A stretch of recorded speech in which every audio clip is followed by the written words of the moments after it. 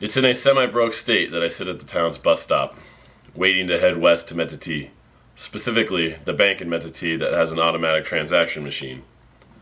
I've been hemorrhaging money all over the region for things required like laundry, food, and internet, and for worse things not needed, like cocaine in the form of these little tiny lime wafer cookies that come from Colombia, and my sad ice cream addiction.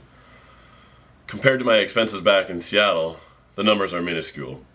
But I'm not getting paid to coach the Chicos, meaning from here on out, I'm going to be a spending machine no matter how much I pinch. Departing just after lunch, I've told my family for the week where I'm going. The sun is coming to full bloom, a cloudless sky inviting the best it has. I roll my sleeves up and stand in the shade, but the sweat still comes. There's a difference I notice, however, and it's not in how I'm sweating, but that I don't care. I've gotten to the point where I'm completely adjusted to the weather and have forgotten what it's like to be cold. When occasionally looking at my fleece packed in the corner of my room, lame without use, I can only shake my head. Friends email me of the continuing snow in Seattle, and I strain to remember a time when I stomped through slush because it seems months and months ago. It was only one. Another reason for sweat confidence is the ongoing magnificence of Trigentex, the miracle cream that has single-handedly changed my life. I'm not working the hours I once was, but anytime I sense an itch coming on, I dab a little miracle right on the spot and I'm good for at least another week. I feel like I have things figured out. A town elder moseys his aging body under the shade of the bus stop, and I move to give him ample space. His faded fedora sits high on his head, ready to fly with the slightest gust of wind. I'm afraid the hat might take its owner with him. "Where are you going, boy?" he asks. "I need money, so I go to Metati. I'm going to Metati."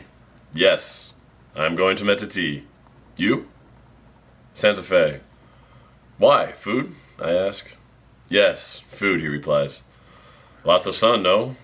"Yes, it's very hot," he answers me again. My question supply exhausted, the conversation is saved by an approaching Chivas. I step back into the sun and wave my arm in request for pickup, and the van obliges both the old man and me. I give him the front while I climb into the middle row, folding down the extra chair that doubles as an armrest when raised. The ride's a little more expensive, but after the drop-off in Santa Fe, I have the whole row to myself.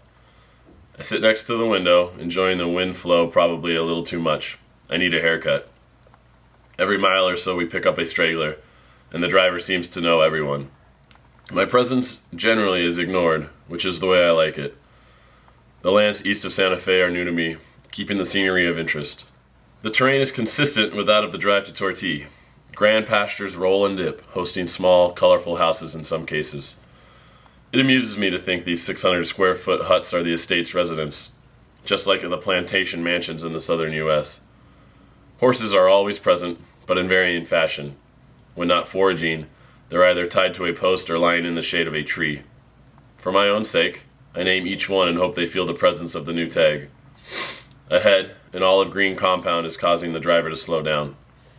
"What is that?" I ask. "Check station," he looks back in reply. I look around at the other 4 Panamanians in the van, and am not confident in my ability to hide amongst them. We all know it's coming. They must feel my stress because they all shimmy away from me like I noticeably farted. Orange cones are lined up down the center of the road, cautioning drivers to the coming investigation. A soldier in full black and green camouflage positions himself in front of the van, stopping further advancement. He nods at the driver, maneuvers to the passenger side of the van, and opens the door. The butt of the gun stowed on his back nearly clips the frame of the van when he pokes his head in. There's not much to take in, and in mere seconds his attention is on me. "You," he points at me, "come." There is no choice. I'm no rebel, and these guys seem fairly serious about keeping their eye on Americans, which is a good thing for me, but man are they intimidating about it. I give a "why me" look to my fellow riding mates and exit, ducking my head to avoid adding more swelling to the permanent bump on the front left portion of my head from other low overhangs. The southern hemisphere has not been built for me. Leaving a cloud of dust behind, the van speeds off, continuing on to Metati, which can't be too much further.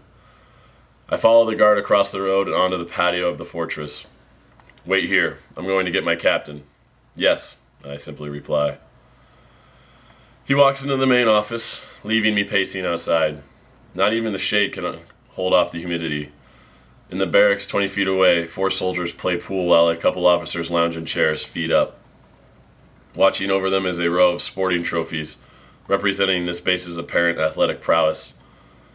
They're drinking a mix of Panamanian lagers, the green bottles being Panama, and the brown Balboa ice. It is important to note that Balboa ice is nothing like Keystone ice or any other cheap beer in America, and that Balboa ice is no stronger than a Budweiser. But for those of us who have enjoyed a Keystone ice towards the end of a night can agree that it does good for no one. The black logo on Keystone Ice's can has a direct reference to the blackout that you will surely experience when consumed.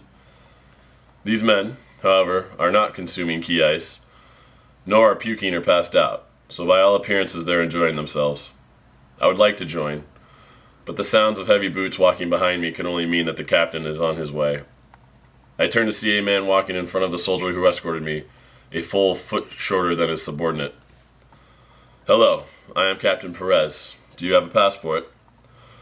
One moment," I reply, stuttering, and I fiddle about my pockets, soon realizing that I do not have my passport.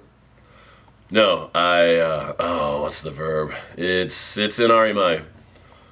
"Why are you in Arimai?" "I'm working for my brother." "You are a student?"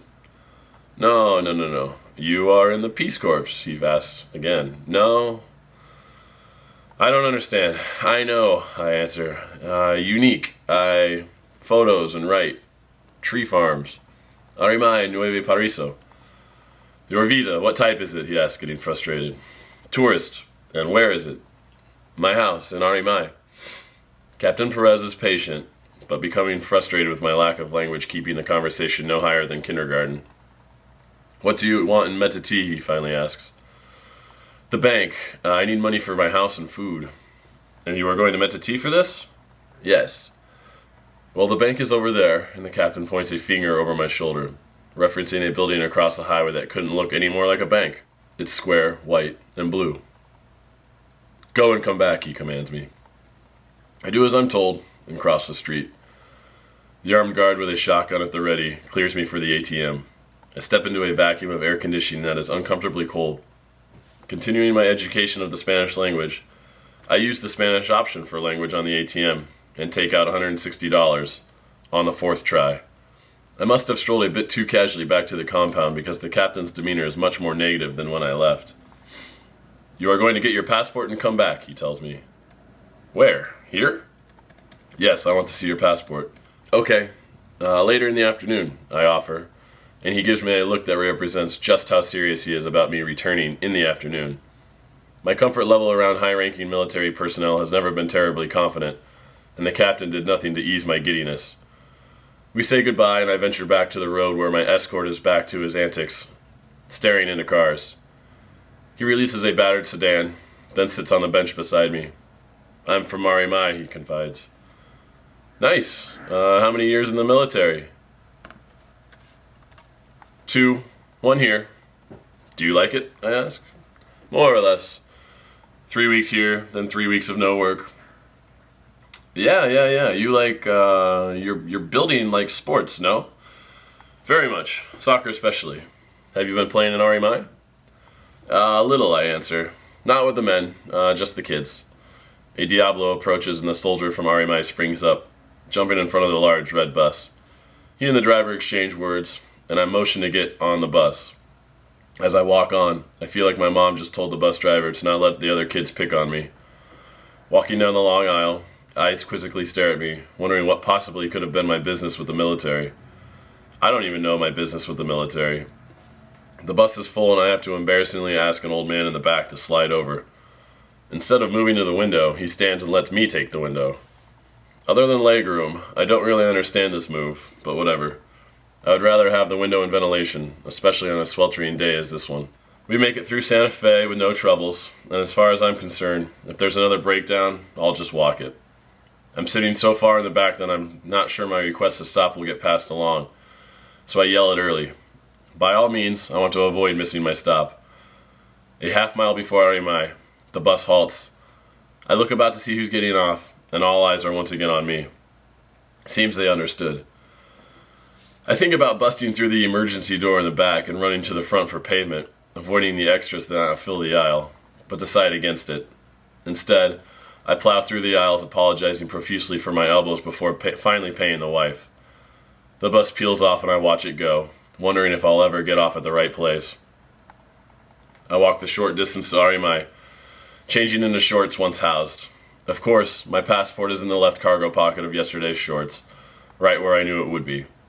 Chugging some lukewarm water, I jaunt back to the bus stop, taking up the same position as 3 hours prior.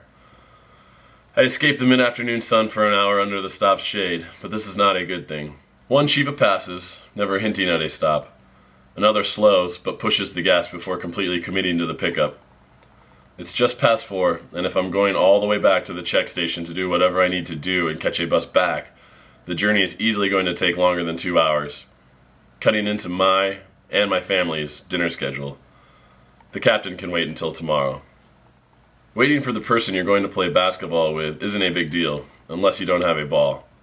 I am in such a state, sitting in the shade of a tree, waiting for the teenager who I often see at the bus stop or his final destination, the Chino store in Santa Fe where he clerks. Through rough conversation, it came to be known that we both enjoy basketball, and that he has a basketball. Therefore, we should play basketball. I thought we agreed on 11, but apparently something got lost in translation. Really, though, I have nothing better to do than lean against a tree. The slow putter of dirt bikes comes from behind me. The noise grows louder until 2 bikes with camouflage uniformed men crawl onto the court, scattering the chickens into the knee-high grass. My stare is of observation while the soldiers is investigative. Their black boots press on the brake, and in unison they offload and walk towards me. This looks like it might be a stand-up situation, so I press my back hard on the tree and scale to my feet. Their questioning alternates. Are you an American?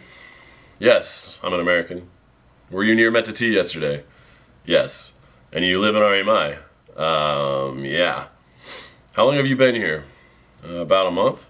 We want to see your passport. And there's the question I expected. Excuse me for yesterday, I reply. I no go back because 2 chivas, and I make a quick clap with my hands, extending my left to a point. Where is your house, one asks. Over there, I point. And your passport is in there? Yes. Okay, let's go. Even if I had reason to argue, I probably would have shied away from the discussion because I am definitely intimidated. The uniforms are in no mood to joke or even talk for that matter, staying behind me as we walk down the road. It's a scene and the locals are enjoying it. Kids' eyes peek around corners. Parents stand behind, resting a hand on top of their child's black hair. They're making me more nervous, and the thought of a dead gringo walking shoves into my psyche. The animated, ponytailed shop clerk takes a break from his TV to stand, cross his arms, and smile at me, nodding in either approval of my accidental rebellion or anticipation of pain to my body. I wave to people in hopes of dispelling their worries, looking for signs in their reaction that might give me a hint to my future. We reach the community center and I have them wait at the base of the stairs while I retrieve my passport. Like proper officers, they give it the thrice over before giving it back to me. You like Panama? One asks. Yes, much different than the United States. Warmer. Good, the officer points up. Hash? Luckily, and truthfully, I answer quickly, no, I don't have hash. And I perform the transcendent symbol for smoking, pinching my thumb and index finger together near my lips. Both men laugh and it's nice to see. Tension has been broke. No, this is your hosa. He struggled on the last word, and I realize he's trying to say house in English. Ah, yes, this is my, and I probably pronounce house for the 2 in English. Repeated until they both nod. What? Friends we are now. Hands are shaken and they walk back up the road to their bikes, with heads on either side springing back into their houses as they pass. Since my horse competition was already running 20 minutes late before my search and seizure, I beg basketball for the hammock. It can wait another day, another investigation. Thanks for listening. And Kickstarter.com. The heavy paint job of the Diablos. Oh my god, man, I gotta stop yawning.